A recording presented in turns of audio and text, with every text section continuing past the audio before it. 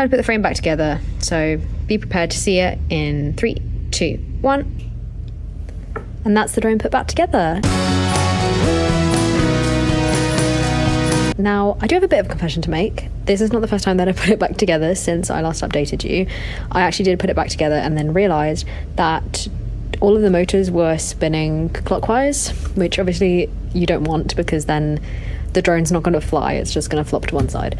So I had to take it apart again and rewire the ESCs, which thankfully wasn't too difficult. If I had actually just soldered the wires directly to each other instead of leaving the bullet connectors on, it would have been so much worse. So I'm so glad that I did that. But I just switched the ground and the power wire over, and now the ones that I swapped around are spinning the correct direction. So I do now have 2 clockwise and 2 anti-clockwise motors, and it's all fine. But yeah, it has been a bit of time since I last updated because of that, and also because last week I was in Cape Town. I didn't film while I was there, but here are some photos if you want to see what we did. Me and the other PhD student in my research group were in Cape Town to help develop a practical with the African Institute of Mathematical Sciences.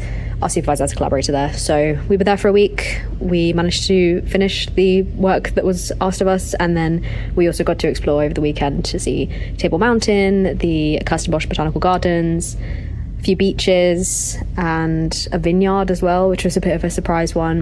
And then we also went to see the penguins at Boulders Beach. So yeah, it was a really great time. I didn't film though because I wanted to be present in the moment, but it was great. Maybe in the future I'll film more of my travels, but not this time.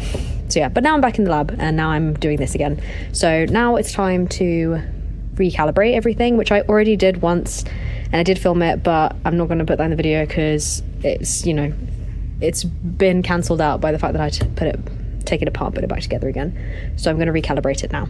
So I was doing the calibration for the radio and I found that the switches weren't mapping to any of the channels on Q ground control. So I asked one of the other students in the lab, and he said to check the settings on the actual transmitter. So that's what I did, and he was right. Basically I had to do this, go to this page with the inputs, and then everything up until here was done. So that was all working, which makes sense because the joysticks were working, but then the rest of the inputs weren't mapped. So I had to go in and actually map those. So I changed the source here and then flicked the switch, and those are all mapped now. So hopefully that should fix the problem I was having with ground control, and I can finish the calibration for this. So that wasn't enough, as it turns out. I have to go to the next page, which is the mixer, and then set the channels on here. Hopefully this will be everything I need to do. I haven't done this in a long time, so I completely forgot all of these things. But yeah, I think this should be it now, because this should map the inputs that I've set to the channels. So yeah, fingers crossed. So the drone has been calibrated. It is technically ready to fly manually and with altitude mode, because the altimeter is still on the drone and is working fine. I am not going to fly it today though, because there's some student work that's happening in here, so they've set up the lab for that, and I don't want to move everything around for them in case they're in the lab before I am tomorrow. So I figured if I'm going to fly it tomorrow's going to be my flying day, I might as well get the Vicon set up. So the Vicon is a set of cameras around the flight arena, and they triangulate the position of the drone so that we can have position mode indoors, because otherwise the position mode will rely on GPS, which we don't have in here. So I'm going to set that up now.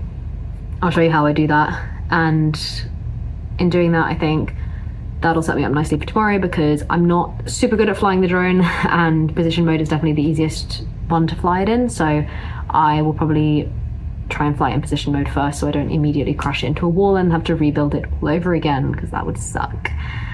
So yeah, that's what I'm going to do now, and then I'm going to go home, and then tomorrow hopefully I'll be able to fly it a bit, and then also get the avoidance software working on it again. So the avoidance software is for the autonomous operation, and I've never actually tested it out with actual obstacles, but if I can get it at least running on the computer again, then without any errors, then I'll know that there's a good chance that it's going to at least work when I do test it, which will hopefully be next week. So for the Vicon, the first thing I had to do is put on these markers, which will tell the Vicon where the object is, because it's looking for these.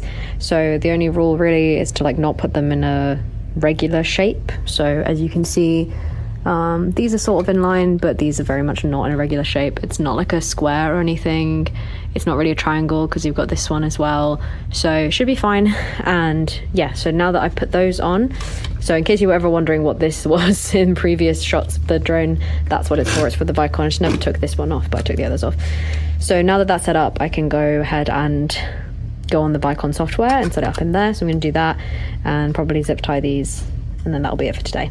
So here is the Vicon computer, and as you can see, if I raise the camera up, you can see that there are cameras. So there's one there, there's one right above me actually, right there, and they're all around basically, so that will pinpoint the location of the drone. So I put the drone over there, and you'll see in a bit, once the computer switched on, that when I go on the Vicon software, there'll be the dots for the little balls that I put on. Those will show up on the Vicon software, and then I can create an object from that which will be saved as my drone, and then I'll be able to put some commands in that will tell the Vicon to start streaming position data to the drone when I'm flying it. So yeah, let's give that a go. So here's the Vicon software. I'm not going to record everything I'm doing, but I'll just show you this bit, which is that you can see here, these 4 dots are my drone. So you can see that it's in the same like orientation that it is on the drone as well.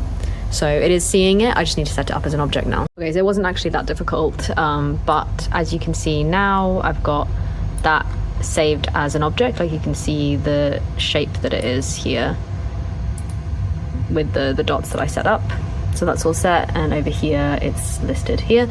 So yeah, it wasn't as difficult as I thought it was going to be. In case you're interested, all I had to do was line up the direction of the screen to the cameras as they are in the actual arena.